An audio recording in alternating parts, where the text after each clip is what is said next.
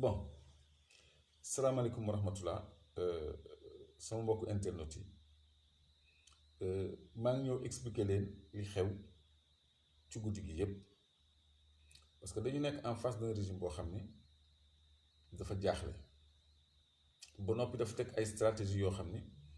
pour tiital pour tiital askan bi la pour tiital askan bi comment c'est-à-dire di décapiter mouvement yi ak parti politique yi décapité mooy ñu jàpp ñu nekk ci sommet bi léegi xibaar yi mëtale na mën nañ leen wax vraiment li xew sëñ Xaadim jërëjëf fi mu nekk nii am na benn audio boo xam ne mu ngi wër ci internet audio boo xam ne dem ci waxtaan ak benn membre Clair Vision bu tudd Pape Moussa Sow bu ma invité woon benn émission Pape Moussa Sow membre Clair Vision la suñu premier AG mu ngi fa woon ba noppi mu diriger commission communication ci Clair Vision donc muy rakk ci man ñu am ay relation yu fraternelle mais nit kenn xamu ko léegi mu invité ma mardi émission Dakar 221 mooy site internet bu Soya Diagne te site boobu di collaborer ak beneen site bu ñuy wax Bët Set donc Soya Diagne moom Dakar 221 fi Pape Moussa di liggéeyee Pape Moussa membre Clair Vision la sama rakk la laa ko jàppee ma ni ko mardi day ci la xeex bi commencé parce que am na ñu woote woon manifestation le 24 man dama jàppoon sax ni mardi mooy le 24. ma ni ko ñun amuñu jot pour nekk tout le temps ci plateau yi parce que dafa am liggéey bu ñuy def à la base parce que wax nañu ci télé yeeg ci rajo yeeg ci conférence de presse dajale presse bi yëpp ñëpp di dégg ñu ni dañuy installer ay comité de résistance ci quartier yi kon kuy wax loolu nëbbatuwuloo kon loolu nga wax ko ci audio du problème parce que je crois que conférence de presse moo gën a nekk audio ñun on a déclaré notre intention de nous organiser à la base te am nañ ci droit yoon may nañu loolu léegi nag Pape Moussa Sow moomu te Sora xam na Pape Moussa moo tax mu naan ko su ma waxee après di nga xam fu may waxee Sora Diallo Sora Sow Pape Moussa moomu moo génnee audio yi fuité ko te Pape Moussa juriste la xam na lu mu ci jublu parce que daaneel Clédor moom bu ko nguur gi amee yow mi ko def sa affaire dina baax mais wax naa ko ni yàlla mooy sottal kon moom li mu ci jublu mooy lii di lor ay doomu aadama police nag li ñu waroon a def waruñu woon jàpp Assane Diouf waruñu woon jàpp Guy Marius Sagna ndegam sama kàddu moo dem nañ ma woo ni ma lii nga wax foo ko teg ak loo nar ak ma expliquer moo gën ñuy jàpp ay doomu jàmbur yoo xam ne seen yoon nekku ci ñu jàpp seen yoon nekku ci kon tey jii retenez une chose ku ma jege nekk Clair Vision tudd Pape Moussa Sow di liggéey ak Soya Diagne Dakar 221 astafurlah Dakar 221 à ne pas confondre ak beneen site bu tudd DKR 221 bii Dakar 221 la tudd bu Soya Diagne la bokkul ak DKR 221 Dakar 221 boobu day collaborer ak beneen site bu ñuy wax Bët Set donc Pape Moussa Sow moomu te nekk membre Clair Vision section cellule communication moom moo génnee audio boobu wesaare ko pour indil ma ay jafe-jafe te loolu ci lu tuuti loolu audio boobu mu ngi circulé ci internet bi ci lu tuuti loolu la police mooy pour fekk nit ñi ay guddi di leen yóbbu léegi nag merci pour les commentaires maître Khoureyssi Ba dem na seeti Assane ba muy dem gis na fa Guy Marius Sagna donc confirmé nañu ni Guy Marius Sagna aussi jàpp nañ ko moom dafa génnoon di am lu muy jëndi ay boor 8h30 ñu jàpp ko yóbbu léegi man ñoom ñu ngi fii sama buntu kër léegi dootu ñu ma jël si guddi parce que jéem nañ ko bi ma nekkee yéen mais mujjul sotti kon ñoom dañuy xaar ba fajar ñu jël si ma moo ne day suñ ma joxoon convocation sax man ma ñëw convocation suñ ma ko indiloon même téléphonique man gendarmerie section de recherche bi may entendre ci affaire audio Pape Samba Mboup bi téléphone lañ ma convoqué téléphone dama ñëw kon tey jii même bu doon téléphone sax dinaa ñëw soxlawul ñuy xaar fii sama buntu kër ay fajar jot ñu may yóbbu man de toute façon dinaa wuyu si léegi ñoom li ñu prévoir laa leen wax waaw li ñu prévoir mooy su ma ñëwee ñu placé ñu ñun sur mandat de dépôt parce que ñoom Assane ñu ngi leen di toppee menace de trouble à l'ordre public lu ñëwagul lañ leen di toppee menace de trouble à l'ordre public fii kenn sànniwu fi xeer fii kenn toju fi oto fii kenn lakku fi pënë fii kenn def fi dara li ñu def ñun ñoo ko wax ni dañuy organiser résistance bu fekkee ni Macky Sall daf ñu nar a tënk ci dictature te loolu man de fu mu mënti dem danaa ko réitérer parce que ñun am nañu droit organiser les jeunes à la base en cellule en comité comme ni ko parti politique yi amee droit loolu dama bëgg mu leer liberté yi nga xam ne dañ koy commencer di restreindre boo xoolee moom la ñuy jàmbat fan yii yëpp waaw fan yii yëpp moom la ñuy jàmbat donc lii yëpp nag mennum Pape Moussa Sow moo indi lii yëpp te juriste la lim ci étudiant la en droit plutôt mën naa ko jàppee juriste parce que étudiant en droit la te xam naa lu mu ci jublu lii rek la ci jublu woon donc waxtaanee nañ ko Claire Vision moom tey malhonnêtement woo na ma di ma indil ay justification mais àddina mu ngi suñu kanam donc Assane Diouf ñu ngi ko entendre pour menace de trouble à l'ordre public Assane Diouf il n'a pas menacé de troubler l'ordre public dañu dégg ci audio bi ma ni Assane mu ngi liggéey à la base loolu du menace de trouble à l'ordre public ñoom xamuñu lu ñuy def xamuñu ban forme la suñu résistance di revêtir xamuñu ko mënuñu préjuger ni menace de trouble à l'ordre public la mais dañ ci bëgg mooy pour laxas ci ay délits d'atteinte à la sûreté de l'État pour mën ñu opposer article 80 pour mën a utiliser mandat de dépôt parce que menace de trouble à l'ordre public kese mandat de dépôt obligatoire à l'audience kooku délit bu oyof la léegi ñoom comme ni ma dafa mel ni dama koy yéegoon parce que maa ngi naan ñoom bu ñu la bëggee jàpp ay inculpation yu bëri def naa Africa 7 laa ko doon wax tey ay chef d'inculpation yu bëri lañ lay limal nga xam ni benn avocat sax du la doy donc man xam naa état loolu la ñuy pratiquer ba noppi nag seen ay presse seen ay réseaux sociaux danañ ko activer à outrance surtout que ñoom dañu am comme renfort les gens du réew mi ñi nga xam ne ñu ngi def ay vidéo montage ay désinformation ci yeneen domaine surtout ci affaire Ousmane Sonko bi ñu ngi ciy def ay désinformation yu bëri te waa réew mi ñoom la ñuy dénk économie numérique parce que waa APR dañu dese xarañ dañu dese am xam-xam ci réseaux sociaux yi ñële nag seen nouveau allié yi ñoom ñoo leen renforcer ci côté boobu donc ils sont à l'origine de beaucoup de rumeurs de beaucoup de désinformation de beaucoup d'intox de beaucoup de faux profils ay affiché photo Sonko pexey sànq nit comme li Pape Moussa def nii ñoom loolu la ñu jël léegi comme arme pour di ko xeexee doomu aadama yi te loolu lu salte la kon nañu xam ni réew mi les militants de réew mi je crois que ñoo gën a néfaste waa APR ci réseaux sociaux yi surtout ñoo gën a néfaste ci réseaux sociaux yi ñoo gën a machiavélique te ñoom la ñu jox télécommunication économie numérique donc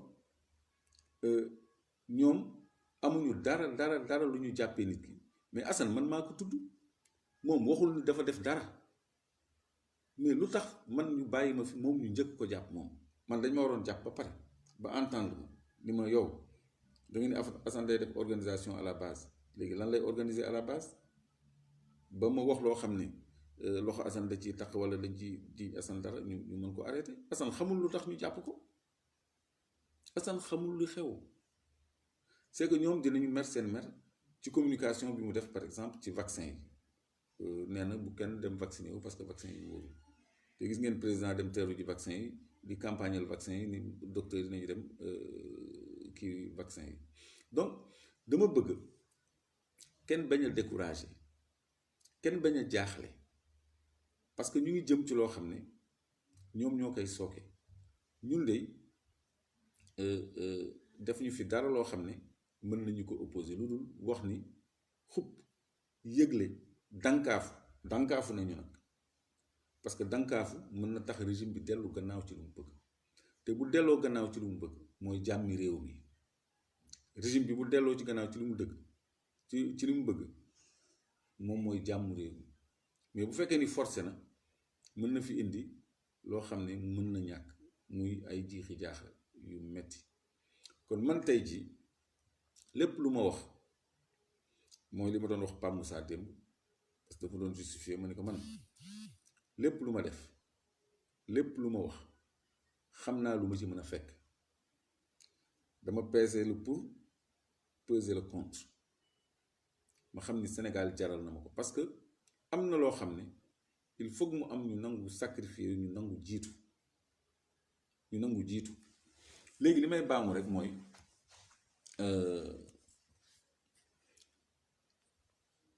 fi mu nekk nii bu ñu sàgganee ba président Macky Sall gagné paire de manche bi noo tàngee dootu fi gaaw a jóge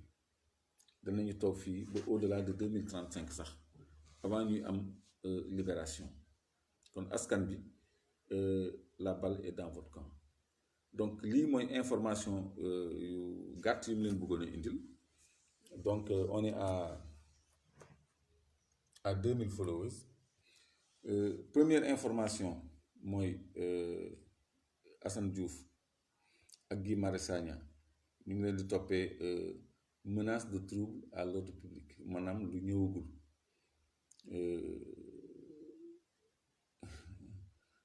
Pape Moussa nee na maa ngi koy tooñ en tout cas audio bi fuité moom laa ko yónnee man ak moom la ci biir néeg waaw lii yëpp pexeem la moom juriste Pape Moussa yow lii mënoo ci wax lenn comprendre donc lii mooy li am donc ñoom ñu ngi menace de trouble à l'ordre public lañ leen di jàppe te loolu lu woyof la mais pour mu diis dañ ko bëgg a dëxëñ dañ ci bëgg a dëxëñ article 80 pour mën ñu placer sous mandat de dépôt donc j'ai transféré l'audio oui ou non mais bien sûr j'ai man pan transfert xaw ma kan lay waxal de Rex xaw ma kan lay waxal donc Pape Moussa laa yónnee man sama audio mu nekk ci internet bi yépp même pas une heure de temps avant waaw donc Clédor yaa ngi may tooñ bon léegi il faut ngeen xam li tax a jóg ñenn ñi parce que état bi ci yu tuuti lay jafandu loolu doy na ko pour fooyee liberté nit ñi ñun nag ñu ñoo choisir yoon boobu parce que li gënoon a yomb moo doon ñu toog croiser les bras ku nekk lijjanti sa côté mais ñun amuñu posture boobu ñun mënoon nañu jàpp suñu ñàmbur lijjanti suñu bopp parce que sénégalais ñu ci bëri dañu égoïste da ngay xool ñi nga xam ni seen réussite personnelle daf leen di jaral dem dee ci géej gi walla ci désert bi te intérêt général jarul leen dara. État d'esprit boobu moo war a changer nit ñi xam ni Sénégal dëkk bu mën a naat la, dëkk bu mën a neex la. Donc première information bi atteinte menace de trouble à l'ordre public, mais ñoom bëgg nañ ci dëxëñ article 80 pour mën ñu placer sous mandat de dépôt. Assane ak Guy defuñu dara, seen yoon nekku ci. Audio bi concerné wu leen, ñoom waxuñu mën na doon sax tuuma gu ñu leen teg bu jóge ci man, kon waruñu leen jàpp ñoom di leen laaj quoi que ce soit. man mën na li ma wax mën na bañ a nekk dëgg, mën na bañ a nekk dëgg ni dama yónni Assane pour mu organiser à la base. Et puis organiser à la base ban dil la, organiser ay structure à la base ban dil la ci ban dëkk, loolu ban dil rek la laa bëgg ñu wax ma. kon fi mu nekk nii dictature boobu ñu doon jooy mu ngi nekk di gën a fës, parce que bu fekkoon ni loolu dil la fa ma ko waxee lañ may fekk jël si ma, parce que man li may wax nag attention xam naa ko, moo tax su fekkoon ni dil la fa ma ko doon waxee lañ may fekk jëli ma. su ma nee su fekkee ni Macky Sall dafa persister ci yoon bi mu jël, ñun dinañu woote insurrection. loolu bu doon déli la ci bés ba lañ may jël si, parce que am na ñuy jàpp collé leen incitation à l'insurrection. parce que man li ma wax conditionnel la, bu fekkee ni mené na son processus jusqu'au bout, nous sonnerons l'insurrection. kooku wax nañ ko. donc loolu yëpp ay araftu la te évoqué naa charte universelle des droits de l'homme article 35 ak constitution bi, ci suñu yoon ak ci suñu droit la ñu nekk. mais pour audio bu ndaw bi ñu bëgg ci sukkandiku pour décapiter tout un mouvement, loolu abus de pouvoir la. kon may wax sénégalais ak sénégalais yi ni lii rekk am. léegi nag ñoom ñu ngi sama buntu kër pour fajar ñu jël si ma, parce que dootu ñu ma jël seeti au-delà des heures légales, parce que xam naa samay droit, parce que loolu mën na sax annuler seen procédure. donc jàpp leen ni peut-être dinañu gëj a déggante, mais la lutte continuera malgré tout. te fu ñu mënti fekk ñu ngi bàyyi xel ci luy xew ci réew mi te ñor nañu lool, surtout ci problème mu Ousmane Sonko.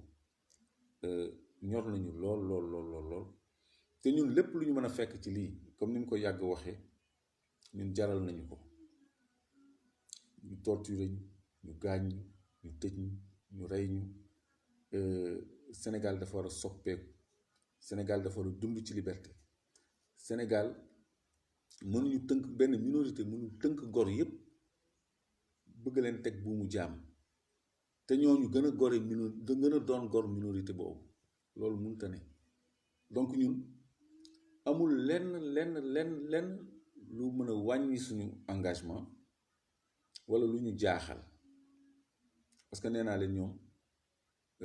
seen kaso rek la ñu am, seen kaso rek la ñu am. donc lii mooy complément d'information yi leen jox. Pape Moussa Sow bi liggéey Dakar 221 bu Soya Diagne moo wesaare audio yi, te moom étudiant en droit la, juriste la. donc site boobu day liggéey ak bët set, dañuy coopérer. Assane Diouf menace de trouble à l'ordre public lañ ko collé motif moo Guy Marius Sagna, mais fore naa ci weewu bay nii dañu bëgg nu mu tuddati ñoddi article 80, maanaam atteinte à la sûreté de l'État ak yooyu, xam nga. peut-être sax ñu, parce que am na kenn ku ma jox information boo xam ne bëgguma ko woon sax jàllale, nee na am na sax ñoo xam ne dañu ni dañ ci bëgg a dugal affaire attentat, que dañu war a organiser ay attentat.